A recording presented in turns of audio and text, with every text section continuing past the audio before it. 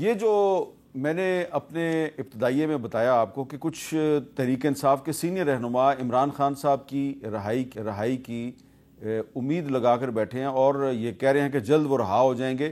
یہ کس نے بات کیا ہے؟ عمر ایوب صاحب نے، جو اپوزیشن لیڈر ہیں قومی اسمبلی میں. انہوں نے کیا کہا، ذرا سنیے. وزیر اعظم عمران خان صاحب کے ساتھ ہم لوگ کھڑے ہیں، جس طرح وہ جوان مردی سے کھڑے ہیں، قوم ان کو سلام پیش کرتی ہے اور بہت جلد وہ رہا ہوں گے. رات کو ہمارے ایم این ایز کے گھروں پہ پھر ریڈ ہوئے ہیں اور میں یہ ڈیمانڈ کروں گا اسپیکر صادق سے اور شہید شاہ صاحب سے، جو کہ اسپیشل کمیٹی کے سربراہ ہیں، کہ جس مقصد کے لیے ہم نے ڈیمانڈ کی تھی کہ اسپیشل کمیٹی بنے، اسی مقصد کے لیے اس اسپیشل کمیٹی کو ملنا چاہیے. ایم این ایز کے تحفظ کے لیے اس اسپیشل کمیٹی کو آواز اٹھانی چاہیے. طارق فضل چودھری صاحب، عمر ایوب صاحب دو باتیں کر رہے ہیں. ایک تو وہ کہہ رہے ہیں بہت جلد عمران خان صاحب رہا ہو جائیں گے، لیکن ساتھ ہی ساتھ وہ کہہ رہے ہیں کہ ان کے ایم این ایز کے گھروں پر چھاپے شروع ہو گئے ہیں. آپ کے شہر اسلام آباد میں بھی ایک گھر پہ چھاپا مارا گیا ہے. تو یہ چھاپوں کا کیا مطلب ہے؟ کوئی 27ویں آئینی ترمیم کی تیاری ہے؟ بسم اللہ الرحمن الرحیم. مجھے صاحب دونوں باتوں کی وضاحت کر دیتا ہوں. جو بھی 27ویں آئینی ترمیم کی بات ہوئی ہے، ایسی کوئی چیز بھی فی الحال گورنمنٹ کے کارڈز پہ نہیں ہے. اچھا، اگر آتی ہے تو مورلیس میں ان چند بندوں میں ہوتا ہوں جنہیں سب سے پہلے پتہ لگتا ہے.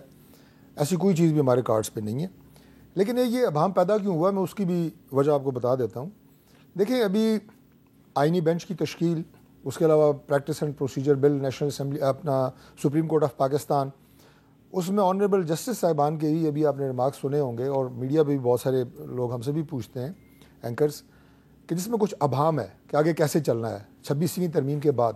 اس ابہام کو دور کرنے کے لیے اور چیزوں کو سٹریم لائن کرنے کے لیے کچھ ایکٹ جو ہیں وہ پاس ہونے ہیں قومی اسمبلی کے اجلاس سے جمعے والے دن، اچھا، فرائیڈے کو. اب جب بات آتی ہے جی کہ جمعے کو کوئی بل آ رہا ہے یا منڈے کو کوئی بل آ رہا ہے، تو وہ بل کو اکثر لوگ جو ہے وہ آئینی ترمیم سے تشبیہ دے دیتے ہیں. شاید وہ آ رہی ہے، وہ کچھ بھی نہیں آ رہی. یہ صرف کچھ ایکٹ ہیں جو سادہ اکثریت سے پاس ہونے ہیں. اچھا، کچھ نہ کچھ آ رہا ہے لیکن ایکٹ آ رہا ہے. ایکٹ آ رہا ہے اور وہ سادہ اکثریت سے پاس ہوگا. اس کے لیے 2/3 کی ضرورت نہیں ہے. اچھا، یہ کلیئر ہو گیا. اچھا، دوسری بات جو یہ ہے نا، یہ جو ابھی عمر ایوب صاحب کہہ رہے تھے، دیکھیں یہ ساری ڈرامے بازیاں ہیں پاکستان تحریک انصاف کی. اس کی وجہ کیا ہے کہ یہ سب سے پہلے مظلومیت کا لبادہ اڑتے ہیں کہ جناب چھاپے پڑ گئے ہمارے اوپر، جناب ریڈ ہو گیا، دباؤ ہے، پریشر ہے، ہیومن رائٹس وائلیشنز ہو رہی ہیں. اور اس کے بعد جن لوگوں کو یہ کہتے ہیں کہ پریشر پڑ گئے، ابھی زین قریشی کے حوالے سے کہا کہ جی ان کی اہلیہ کو اٹھایا گیا، فلاں کیا گیا.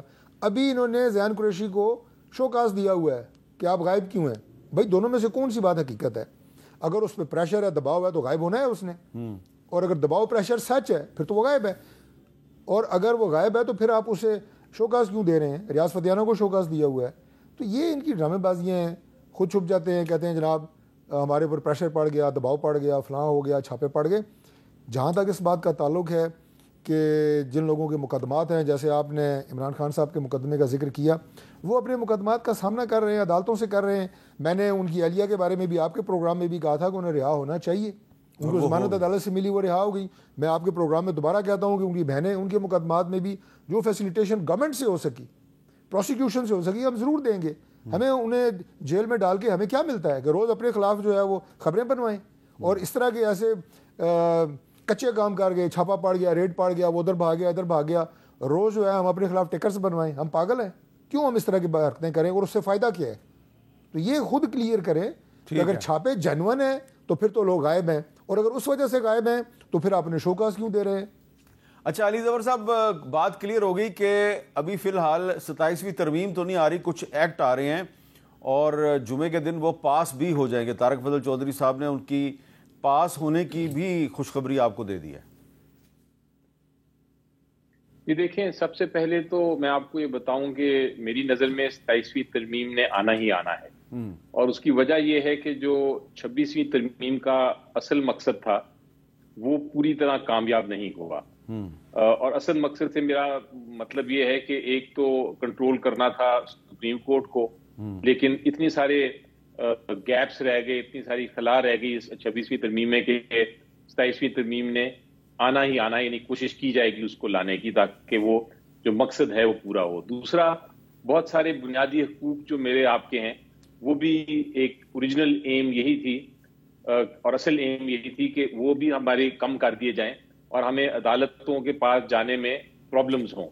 वो जो मकसद था वो भी पूरा नहीं हुआ इस 26वीं तरमीम में। तो अब जो 27वीं तरमीम लाने की कोशिश की जाएगी उसके अंदर इसको भी देखा जाएगा कि आर्टिकल 199 जो कॉन्स्टिट्यूशन का है जिसके तहत हाई कोर्ट को इख्तियारात हैं वो कम किए जाएं। तो इसलिए 27वीं तरमीम तो आनी है, शायद इस जुमे को नहीं, लेकिन कोशिश की जाएगी बहुत जल्द। अब जहां तक आम कवानीन का ताल्लुक है, जब आम कानून की बात करते हैं तो हम समझते हैं कि ये भी कोई कागज का टुकड़ा है कि आके आप एक दिन में किसी को बताए बगैर पास करा लें पार्लियामेंट से। वो उसे पार्लियामेंट की जो मेरी नजर में जो एक वकार है वो उसको बहुत धचका पड़ता है, वो बड़ा नुकसान पहुंचता है उसको, क्योंकि पार्लियामेंट का काम होता है कि आप कानून लाएं, हम जो पार्लियामेंटेरियंस हैं हम उस पर डिबेट करें, कमेटी के पास जाए, कमेटी के पास जाने के बाद फिर वापस आए, फिर डिबेट हो, ताकि एक अच्छा कानून जो कौम की फायदा दे सके वो आए आगे। अगर यही है प्लान कि हमने एक कागज का टुकड़ा पेश करना है और सारों ने उसके ऊपर ठप्पा लगा देना है और कोई बहस नहीं होनी और उसने पास होना ही होना है, तो फिर तो वो कानून नहीं है, वो तो फिर एक एग्जीक्यूटिव ऑर्डर है। एग्जीक्यूटिव ऑर्डर का मतलब कि फिर तो जो हुकूमत ने कहा वो एक तरफ ये कहते हैं कि पार्लियामेंट का वकार बहुत अहम है और पार्लियामेंट बड़ा अहम है और जुडिशरी को उसके ताबे होना चाहिए और बाकियों को भी ताबे होना चाहिए, लेकिन दूसरी तरफ जब कानून साजी की बात आती है तो एग्जीक्यूटिव एक बिल बनाता है और कहा जाता है कि पार्लियामेंट अब इस पे ठप्पा लगा दे और वो कानून बन जाए। तो इस चीज के भी मैं अगेंस्ट हूं।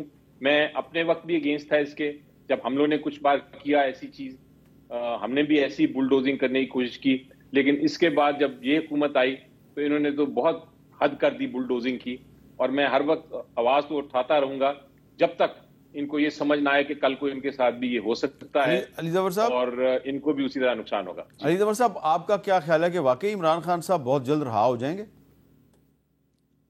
जी, मेरी नजर में अब, और मैं बात कोई किसी डील की मकसद से नहीं कर रहा, मैं देख के जो केसेस हैं इस वक्त पेंडिंग और जो केसेस खत्म होने वाले हैं मैं उनको देखते हुए कर रहा हूं। होता ये रहा है कि हम बड़े करीब आते रहे हैं कि इमरान खान साहब के खिलाफ सारे केसेस जो हैं वो खत्म हो जाएं, सारी बेल्स हो जाएं, लेकिन कोई ना कोई नया केस निकाला जाता है और उसमें फिर दोबारा हमें कोशिश करनी पड़ती है अदालतों से रुजू करके। नीचे से हमें इंसाफ नहीं मिलता, हमें इंसाफ मिलता है जाके हाई कोर्ट्स के लेवल तक।